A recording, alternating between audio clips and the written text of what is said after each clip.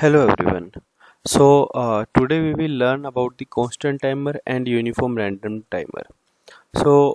In this video we will learn when we apply constant timer and uniform random timer at the child of sampler or child of transaction controller or child of thread group. So how it works on those scenarios. Okay. So first of all I am going to JMeter to open it, and I have my recorded script over here which I am using in all my videos. Okay, so this is the same script: launch, login, flight details, depart, secure purchase, and log off. So what will I do? First we will start with the constant timer, and we have total 3 scenarios for any type of timers. If we start the timer with the parent, so this is my parent controller, recording controller. So if I make the timer as a child of this particular controller, or let's say we go to depart, continue depart, and if I make a timer as a child of particular sampler, HTTP sampler request, or what happen if I make a sampler as a child of one particular controller, that is a transaction controller. Okay, so what will I do? Let me make a child of it timer, constant timer. Okay, so it is 3 second. Okay, so for this particular request I have marked it 3 second. Now let's move to next request, and in this case I am not going to mark anything as a child. So what I'll do is I'll select a particular controller and then add timer in the controller only. Okay, and this time let me mark it 4 second. Okay, so in this particular at first level we are covering 2 scenarios: when we make the timer as a child of sampler request or a child transaction controller where multiple samplers are there. So what happened now? So let me start the execution and we'll see what happened. Okay, so it started, launch has started. So we'll wait until it comes to request number 20 and 25, or you can say departure and purchase secure pages. Okay, so we can see that all the requests are executed now. So let's see how much time those particular requests took where we have applied timer.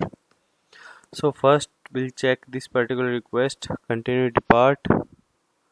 Okay, so till here, till this particular request it took 8, 10, 10, and the next one is 8, 10, 10.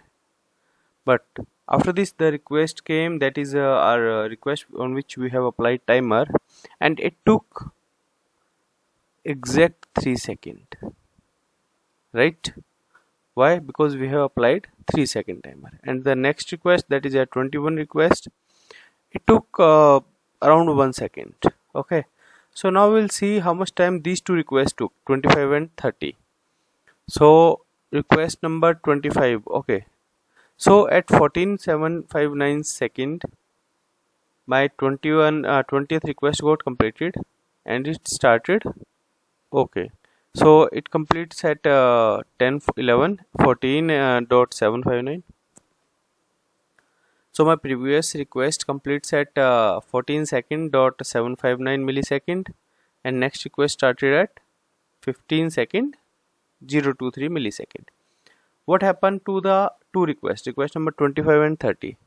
25, it took approximately exact 4 second, and the next request took around 5 second. 4 second is of think time which we have applied constant timer, and the another approximately 880 or 890 millisecond which it took for the server to respond. Okay, so now you can see, if we apply any timer as a child of some request, so that particular request will took additional time which is mentioned in the timer. And if we make a request a timer and if we make a timer as a child of some controller where multiple samplers are there, so all the samplers will took that particular time. Now the third and last scenario for this particular timer, if you make a timer as a child of parent controller and multiple controllers are there. Okay, so let me first clear all the results, and if we execute it now, let's see what happened.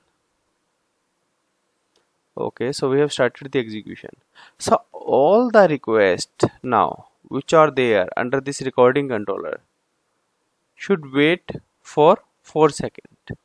Okay, so now we will see, you can see here in the launch, first is 25, another is 29, 4 seconds it took.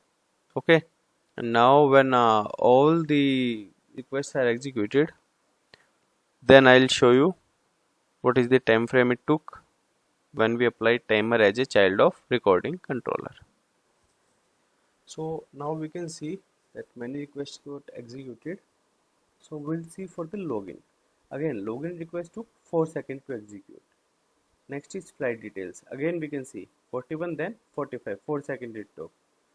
And when we came to next one, request number 20, 46 to 50, again 4 seconds, 50 to 55, again more than 4 seconds. So what does it mean? So we have 3 levels where we can apply the timers in any recording, any controller. Okay, and constant timer is something, it will put delay of exact that time which is mentioned over here. It is a fixed time. So I have mentioned it 4 seconds. So all the requests or that specific request will wait for 4 seconds. Now I'll show you another timer. If let's say over here I am applying a timer is uniform random timer. Okay, and over here we have 2 options, random delay and constant delay. Let's say I am making a constant delay of 3 seconds and a random delay of 4 seconds. So what will it do is, so 3 seconds is fixed, that for that particular request where timer is applied, it will definitely wait for 3 seconds, but it can go up to 3 plus 3 seconds plus 4 seconds, that is 7 seconds. So maximum time frame is 7 seconds, but a minimum time frame is 3 seconds. For that it will wait. Okay, so let me copy it and paste it as a child of transaction controller and clear the previous results, and now we'll see what happened. So execution is started. Once it's executed, then I'll show you how uniform random timer works. We gave a 3 second as a constant timer, fixed time that that particular request will take, and the another is a random. So it can take that time or it can ignore that time. Okay, so that means you can see like it will work in the range like 3 seconds to 7 seconds. It can take any time between these two values.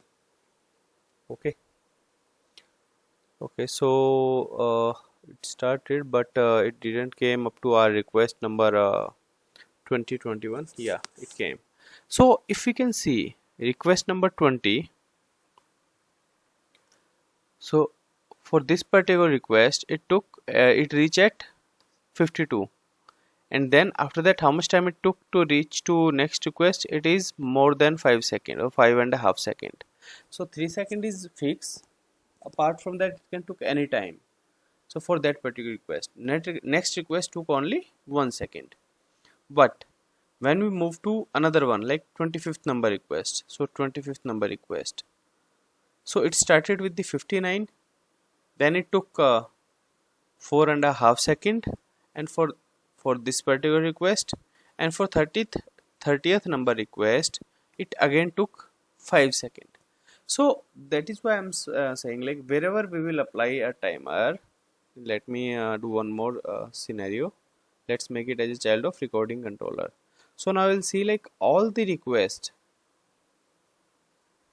so all the request or controller or samplers under a parent controller, so they should also take the similar time. Let me start it. Okay, so all the requests are completed. Now we can see that all the requests will took a time gap or difference. Time difference will be from 3 second to 7 second. Like from here we can see it's a 3 second difference, then 20 to 26 more than 6 second, then 16 to 20 is 4 second, then 21 to 27 6 second, then 4.5 second, then 32 to 39 7 second again. So this is the maximum time it can took for wait purpose. So maximum is 7 seconds, so it took a bit less than that. Then again the same, more than 6 second and less than 7 second, and in the last it took 4 second. So this is the way constant timer and uniform random timer works.